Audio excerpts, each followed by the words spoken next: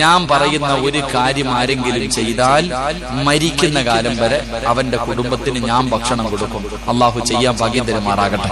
സാമ്പത്തികമായിട്ട് തകർന്നില്ലേ? സാമ്പത്തികമായി ഏകദേശം ഉള്ളവരൊക്കെ തകർന്നു. കടയിലൊന്നും പൈസയില്ല, കച്ചവടമൊന്നുമില്ല. ഇപ്പൊ അങ്ങോട്ട് മുതലാളിയും തൊഴിലാളിയും മുഖത്ത് നോക്കിയിരിക്കുക. നേരത്തെയൊക്കെ മുതലാളി പോയിട്ട് പെട്ടി അങ്ങോട്ട് തുറക്കുമ്പോ 1000-ന്റെ 500-ന്റെയും 2000-ന്റെ ഒക്കെ തിളങ്ങണ നോട്ട് എന്തൊരു പ്രകാശമാണെന്നറിയോ മുതലാളിയുടെ മുഖത്ത്. ഇപ്പൊ വൈകിട്ട് പോയിട്ട് അങ്ങോട്ട് തുറക്കും, പെട്ടി അങ്ങോട്ട് തുറന്നിട്ട് തൊഴിലാളിയുടെ മുഖത്ത് നോക്കുക, എന്ത് വാടകയൊന്നും ഇല്ലേടാ. എന്തേ കാരണം?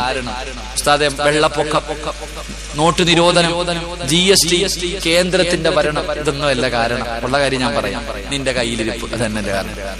എന്റെ പ്രിയപ്പെട്ട സഹോദരങ്ങളെ, അള്ളാഹു പറയുകയാ, ഞാൻ പറയുന്ന ഒരു കാര്യം ചെയ്താ മരിക്കുന്ന കാലം വരെ നിനക്കും നിന്റെ പെണ്ണും പിള്ളയ്ക്കും മക്കൾക്കും തിന്നാനുള്ള ഭക്ഷണം ഞാൻ തരും.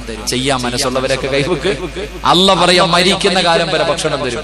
നല്ലതുപോലെ പൊക്കിക്കോ, ഇല്ലേ പള്ളിയുടെ മുന്നിൽ പോകേണ്ട വരും. അള്ളാഹു കാത്തിരക്ഷിക്കുമാറാകട്ടെ. ഇൻഷാ അല്ലാഹ് ചെയ്യോ?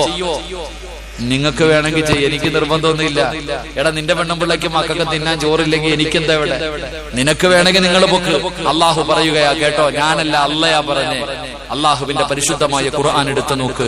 അള്ളാഹു പറയുകയാ, സൂറത്തു ത്വാഹ അതിന്റെ അവസാനത്തെ പേജ് എടുത്തു നോക്ക്. അള്ളാഹു പറയുന്നു, വഅ്മുർ അഹ്ലക ബിസ്സലാത്തി വസ്തബിർ അലൈഹാ ലാ നസ്അലുക റിസ്ഖ നഹ്നു നർസുഖുക. അല്ലാഹു പറയുകയാ, അള്ളയാ പറഞ്ഞേ.